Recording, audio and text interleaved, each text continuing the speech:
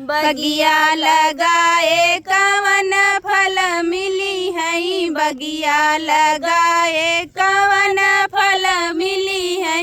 अरे बगिया फरे सुंदर फल हवनिया मंगल हो। अरे बगिया फरे सुंदर फल हवनिया मंगल हो। अरे बगिया फरे सुंदर फल हवनिया मंगल हो।